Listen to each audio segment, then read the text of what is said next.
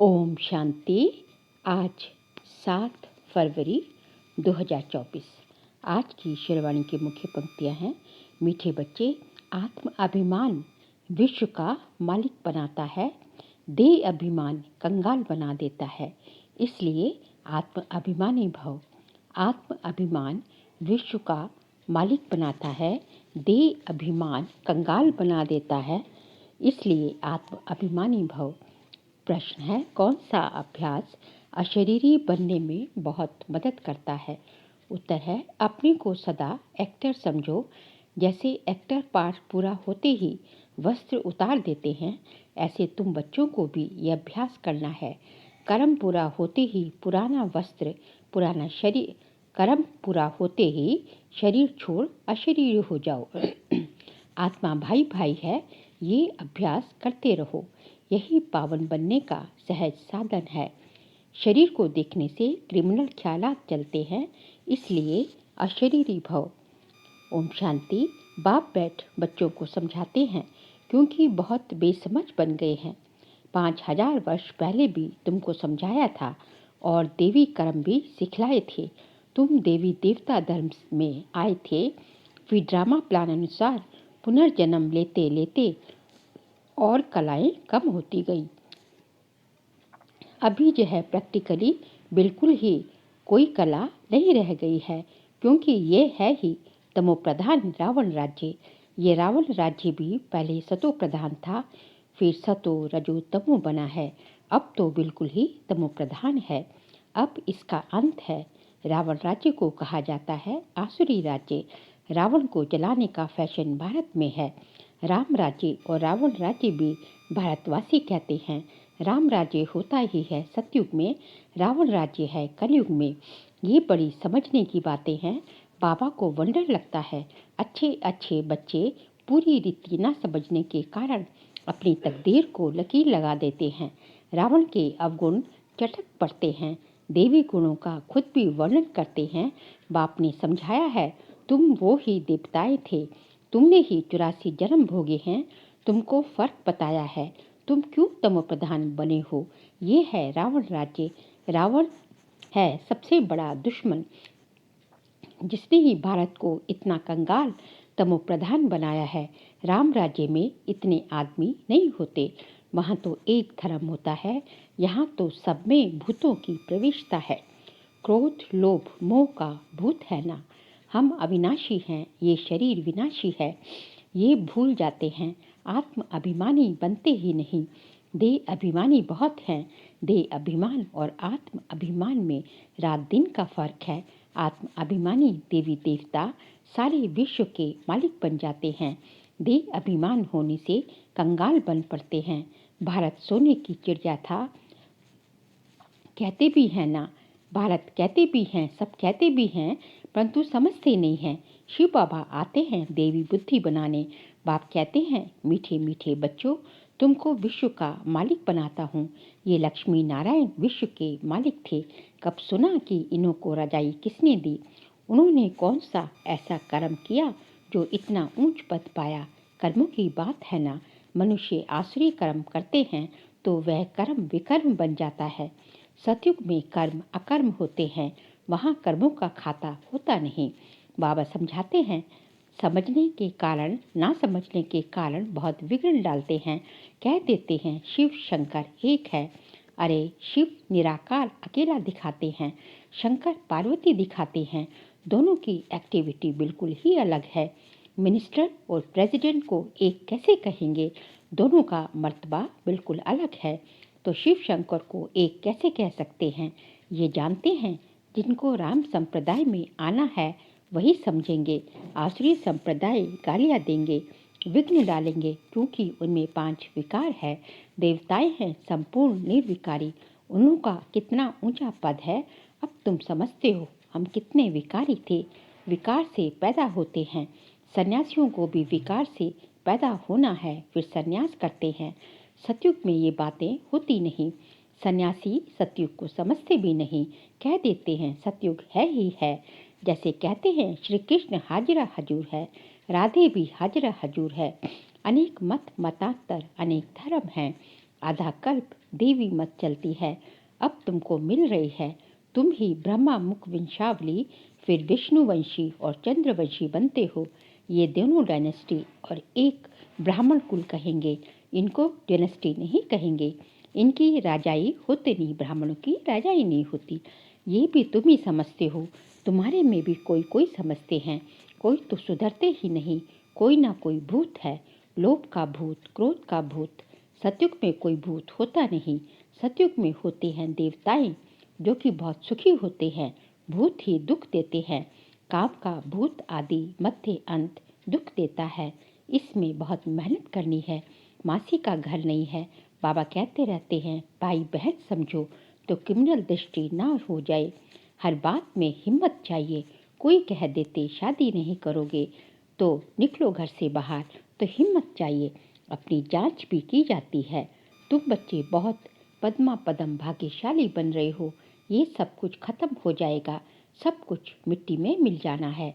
कोई तो अच्छी हिम्मत से चल पड़ते हैं, कोई तो हिम्मत रख फिर फेल हो जाते हैं। बाप हर बात में समझाते रहते हैं, परंतु नहीं करते तो समझा जाता है कि पूरा योग नहीं है। भारत का प्राचीन राजयोग तो मशहूर है। इस योग से ही तुम विश्व के मालिक बनते हो। पढ़ाई है सोर्स ऑफ इनकम, पढ़ाई से ही नंबरवार तुम ऊंच पद पाते हो।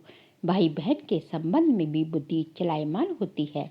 इसलिए बाप इससे भी ऊंच ले जाते हैं कि अपने को आत्मा समझो, दूसरे को भी आत्मा भाई भाई समझो। हम सब भाई भाई हैं तो दूसरी दृष्टि जाएगी ही नहीं। शरीर को शरीर देखने से क्रिमिनल ख्यालात चलते हैं। बाप कहते हैं बच्चे अशरीरी भव, देही अभिमानी भव, अपने को आत्मा समझो। आत्मा अविनाशी है। शरीर से पार्ट बजाया फिर शरीर से अलग हो जाना चाहिए। वह एक्टर्स पार्ट पूरा कर कपड़ा बदले कर देते हैं। तुमको अभी अभी पुराना अपना शरीर उतार नया कपड़ा पहनना है। इस समय आत्मा भी तमो प्रधान, शरीर भी तमो प्रधान है। तमो प्रधान आत्मा मुक्ति में जा नहीं सकती, पवित्र हो तब जाए। अपवित्र आत्मा वापस नहीं जा सकती। ये झूठ बोलते हैं कि फलाना ब्रह्म तत्व में लीन हुआ, एक भी जा नहीं सकते। वहाँ जैसे सिजरा बना हुआ है वैसे ही रहता है। ये तुम ब्राह्मण बच्चे जानते हो। गीता में ब्राह्मणों का नाम कुछ भी दिखाया नहीं है। ये तो समझाते हैं प्रजापिता ब्रह्मा के तन में प्रवेश करता हूँ तो जरूर एडॉप्शन चाहिए। ये ब्राह्मण वह ब्राह्मण है विकारी, तुम हो निर्विकारी। दुनिया वाले ब्राह्मण विकारी ब्राह्मण है और हम निर्विकारी। निर्विकारी बनने के लिए बहुत सितम सहन करने पड़ते हैं। ये नाम रूप देखने से बहुतों को विकल्प आते हैं। भाई बहन के संबंध में भी गिर पड़ते हैं। लिखते हैं बाबा हम गिर पड़े, काला मुंह कर दिया। बाप कहते हैं तुमने वहाँ जहाँ हमने कहा भाई बहन होके रहो, तुमने फिर ये खराब काम कर दिया, उसकी फिर बड़ी कड़ी सजा मिल जाती है। वैसे कोई किसको खराब करते हैं तो उनको जेल में डाला जाता है। भारत कितना पवित्र था जो मैंने स्थापन किया, उनका नाम ही है शिवालय। ये ज्ञान भी किसी में है नहीं। बाकी शास्त्र आदि जो है वह सब भक्ति मार्ग के कर्मकांड है। सतयुग में सब सदगति में है, इसलिए वहाँ कोई पुरुषार्थ ही नहीं करते। यहाँ सब गति सदगति के लिए पुरुषार्थ करते हैं, क्योंकि दुर्गति में है। गंगा स्नान करने जाते हैं तो गंगा का पानी सदगति देगा क्या, वह पावन बनाएगा क्या, कुछ नहीं जानते। तुम्हारे में भी नंबरवार हैं, कोई तो खुद नहीं समझते तो दूसरों को क्या समझाएंगे। इसलिए बाबा भेजता नहीं। गाते रहते हैं बाबा आप आएंगे तो आपकी श्रीमत पर चलकर देवता बनेंगे। देवताएं रहते हैं सतयुग और त्रेता में। यहाँ तो सबसे ज़्यादा काम विकार में फंसे पड़े हैं। काम विकार बिगड़ रह नहीं सकते। ये विकार है जैसे माई बाप का वर्षा। यहाँ तुमको मिलता है राम का वर्षा, पवित्रता का वर्षा मिलता है। वहाँ विकार की बात होती नहीं। कहाँ सतयुग में भक्त लोग कहते हैं श्री कृष्ण भगवान है, तुम उनको 84 जन्मों में दिखाते हो। अरे भगवान तो निराकार है, उनका नाम शिव है। बाप कितना अच्छे रीति समझाते हैं, तरस भी पड़ता है, रहम दिल है ना। ये कितना अच्छा समझदार बच्चा है, बाप का भी अच्छा है। जिससे ज्ञान और योग की ताकत है, जिसमें ज्ञान और योग की ताकत है तो वे कशिश करते हैं। पढ़े लिखे को सत्कार अच्छा मिलता है, अनपढ़े को सत्कार नहीं मिलता। ये तो जानते हो इस समय सब आसुरी संप्रदाय है, कुछ भी समझते नहीं। शिव और शंकर का अंतर तो बिल्कुल क्लियर है। ये है मूल वतन में, वह सूक्ष्म वतन में, सब एक जैसे कैसे होंगे। ये तमोप्रधान दुनिया है, रावण दुश्मन है आसुरी संप्रदाय का, जो आप समान बना देता है। अब बाप तुमको आप समान देवी संप्रदाय बनाते हैं, वहाँ रावण होता नहीं। आधा कल्प उनको जलाते हैं, राम राज्य होता है। सतयुग में गांधी जी राम राज्य चाहते थे, लेकिन वह राम राज्य कैसे स्थापन कर सके। वह कोई आत्म अभिमानी बनने की शिक्षा नहीं देते थे।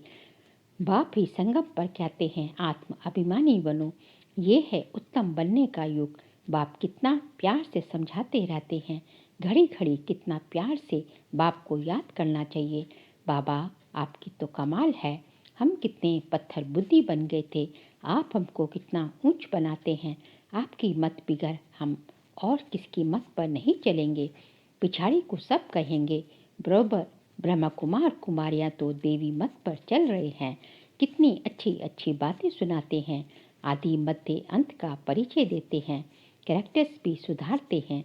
अच्छा मीठे मीठे सिकिल दे बच्चों प्रति माता पिता बाप दादा का याद प्यार और गुड मॉर्निंग। रूहानी बाप की रूहानी बच्चों को नमस्ते। हम रूहानी बच्चों की रूहानी बाप दादा को नमस्ते नमस्ते नमस्ते। सार के लिए पॉइंट है, दृष्टि को शुद्ध पवित्र बनाने के लिए किसी के भी नाम रूप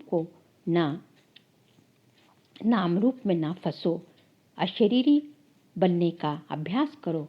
स्वयं को आत्मा समझ आत्मा भाई से बात करनी है। सर्व का सत्कार प्राप्त करने के लिए ज्ञान योग की ताकत धारण करनी है। देवी गुणों से संपन्न बनना है। कैरेक्टर सुधारने की सेवा करनी है। आज का बाबा का वरदान है, बीमारी कॉन्शियस के बजाय खुशी खुशी से हिसाब किताब चुकतू करने वाले सोल कॉन्शियस भव। बीमारी कॉन्शियस के बजाय खुशी खुशी से हिसाब किताब चुकतू करने वाले सोल कॉन्शियस भव। तन तो सबके पुराने ही हैं, हर एक को कोई ना कोई छोटी बड़ी बीमारी है, लेकिन तन का प्रभाव अगर मन पर आ गया तो डबल बीमार हो, बीमारी कॉन्शियस हो जाएंगे। इसलिए मन में कभी भी बीमारी का संकल्प नहीं आना चाहिए। तब कहेंगे सोल कॉन्शियस, बीमारी से कभी घबराओ नहीं, थोड़ा सा दवाई रूपी फ्रूट खाकर उसे विदाई दे दो। खुशी खुशी से हिसाब किताब चुकत करो। स्लोगन है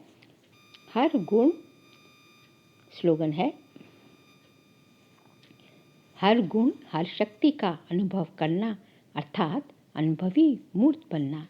हर गुण हर शक्ति का अनुभव करना, अर्थात अनुभवी मूर्त बनना। बाबा कहते हैं कि यदि आप गुणों की और शक्तियों की स्वरूप बन जाते हैं, उसको वो आपके अनुभव में आते हैं गुण और शक्तियाँ, तो उसको कहा जाएगा कि आप अनुभवी मूर्त बन गए हैं।